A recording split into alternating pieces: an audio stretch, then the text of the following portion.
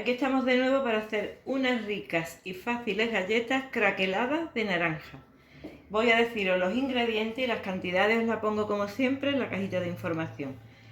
Vamos a usar harina, el zumo de una naranja hermosa, la ralladura de la naranja, fructosa en este caso porque la quiero hacer sin azúcar. Si ponéis azúcar ya sabéis que es el doble de lo que yo pongo de fructosa, así que eso ya lo miráis en la cajita de información. La levadura o polvo de hornear, bicarbonato, un huevo y mantequilla que la tengo aquí ya derretida. Estos son todas las cosas que vamos a necesitar. Bueno, se puede hacer a mano, pero yo lo voy a hacer en la amasadora. Al final he puesto 2 huevos porque son pequeños. Lo vamos a poner aquí en la amasadora y le vamos a echar la fructosa. La que quiera, como he dicho antes, le puede poner el azúcar, el doble que la fructosa. Y ahora lo que vamos a hacer es batirlo para que se ponga blanquito.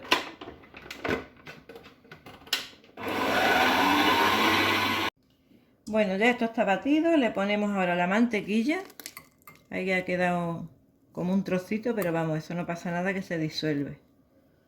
Le ponemos también la raspadura de la naranja. Así. La raspadura de la naranja.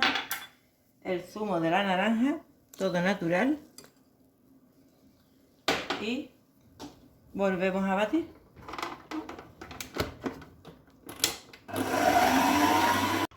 Bueno, ya está todo integrado.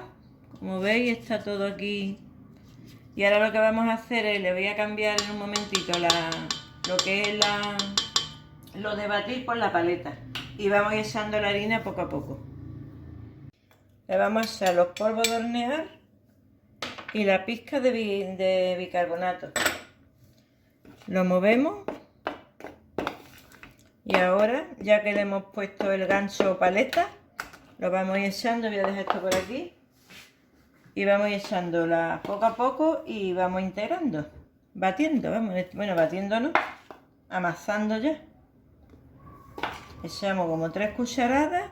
Empezamos a amasar. Y poco a poco vamos a ir echándole hasta que quede toda la harina ya.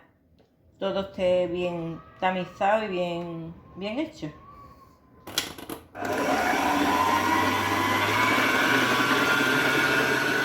Bueno, pues ya tenemos aquí nuestra masa. La he pasado a este bol y le he puesto un poquitín de aceite para que a la hora de sacarlo se pueda manejar bien. Me lo voy a llevar al frigorífico, lo voy a tener de 3/4 de hora a 1 hora y lo voy a cubrir con papel film para que se endurezca la masa. Si no, no la podríamos manejar después para hacer las galletas. Así que me lo llevo su media horita, 3/4, ya yo iré mirando y ya nos ponemos a hacer las galletitas y veis lo bien que quedan. Venga, me lo llevo. Bueno, ya tenemos aquí después de 1 hora la masa manejable. Está durita, pero está manejable. Entonces lo que vamos a ir haciendo esto con esta cosita, vamos a ir haciendo bolitas. A ver, así.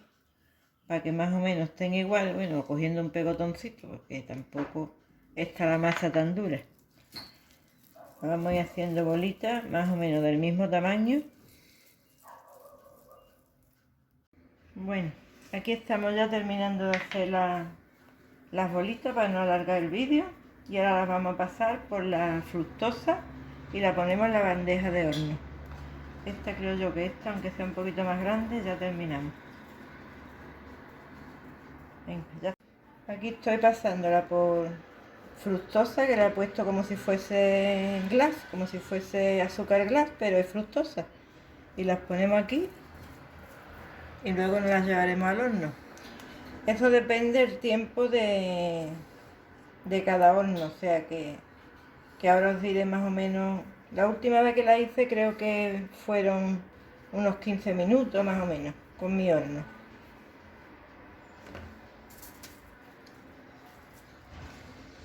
Bueno, ya están todas, me las llevo al horno, que lo tengo precalentado a 180 grados con calor arriba y abajo, y más o menos la tendremos de 12 a 15 minutos.